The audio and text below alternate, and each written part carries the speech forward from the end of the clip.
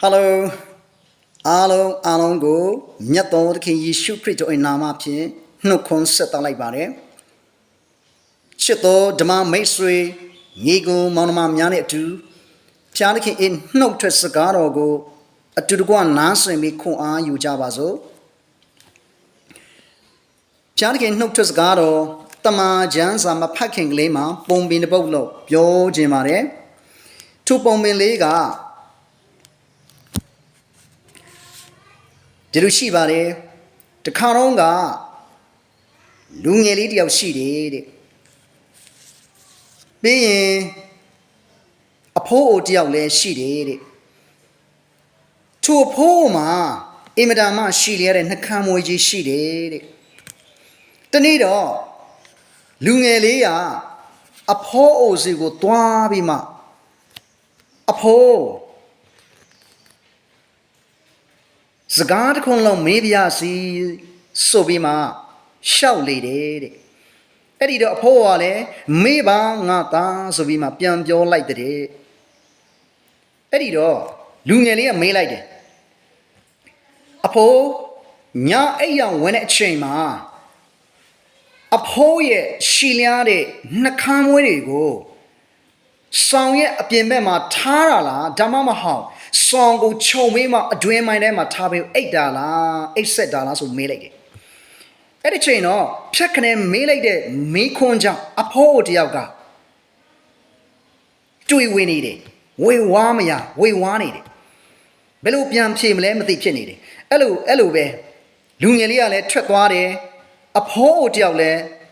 ထွက်သွားတယ်ညဘက်ရောက်ကြတော့လေအဲ့ဒီဖိုးကပြန်စင်းစားလိုက်တယ်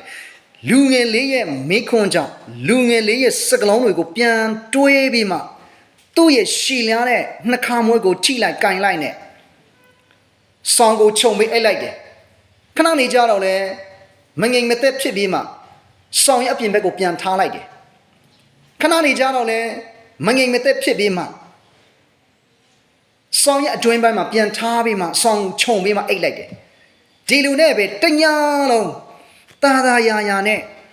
အိတ်စိတ်ချင်းမရဘဲနဲ့တညာလုံးသူ့ရဲ့ရှီလျားတဲ့နှကမ်းမွေကြီးကိုစောင်းပြင်ဘက်မှာထားလိုက်အတွင်းဘက်မှာထားလိုက်နဲ့တညာလုံးအိတ်မရပဲလူလဲနေတယ်တဲ့ဆိုလိုချင်တဲ့အဓိပ္ပာယ်ကကျွန်တော်တို့ရဲ့ပြောလိုက်တဲ့စကားလုံးတွေဟာအင်မတန်မှအရေးကြီးတယ်ကျွန်တော်တို့ရဲ့ပြောလိုက်တဲ့စကားလုံးတွေအားဖြင့်သူတစ်ပါးရဲ့စိတ်ကိုအနှောက်အယှက်ဖြစ်စေတယ်သူတစ်ပါးရဲ့စိတ်ကိုဒဏ်ရာပေးခဲ့တယ်တောကဖြစ်စေတယ်ဒီခါလေးကြရင်စားမရစားလို့လည်းမဝင်အိတ်လို့လည်းမပြောကျွန်တော်တို့ရဲ့ပြောလိုက်တဲ့စကားလုံးတွေအားဖြင့်သူတစ်ပါးကိုဒုက္ခရောက်စေခဲ့တယ်ဒါကြောင့်ရှင်ဘောလုံးအနေနဲ့တတိတမန်ကျမ်းစာအားဖြင့်တတိပေးထားခြင်းဖြစ်တယ်ကောလောသဲဩဝါဒစာအခန်းကြီးလေးအပိုင်းငယ်6လူအသေးသေးတို့အားအဘဲသူပြန်ပြောရမယ်ကိုသိနိုင်မည်အကြောင်းသင်တို့စကားတွေစာအားဖြင့်ငံသောအရာသာနှင့်ပြည့်စုံလျက်အစင်မပြတ်တင့်တယ်ရှောက်ပတ်ပါစေဆိုပြီးမှရှင်ဘောလို့အားတတိပေးထားခြင်းဖြစ်တယ်ဒါကြောင့်ကျွန်တော်တို့ရဲ့ပြောလိုက်တဲ့စကားလုံးတွေဟာမစင်မချင်းပြောလိုက်တဲ့စကားလုံးတွေဟာအဲ့ဒီလူစကားလုံးလေးတွေကြောင့်ကြားနာတော်သူခံယူတော်သူအသက်တာ၌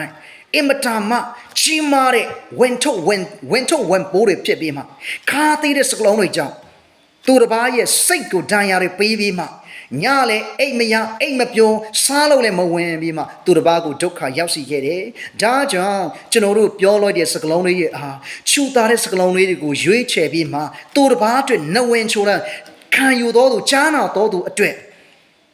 ကောင်းကြီးမင်္ဂလာဖြစ်စေမဲ့စကလုံးလေးတွေကိုရွေးချယ်ပြီးမှပြောတတ်မယ်စင်ကြင်မယ်ဆိုလို့ရှိရင်တော့ပြောတော့ကျွန်တော်တို့ပြောလိုက်တဲ့ပြောတော့သူအတွက်တော်၎င်းခံယူတော့သူကြားနာတော့သူအတွက်တော်၎င်းနှစ်ဦးနှစ်ဖက်အတွက်ကောင်းကြီးဖြစ်စေမယ်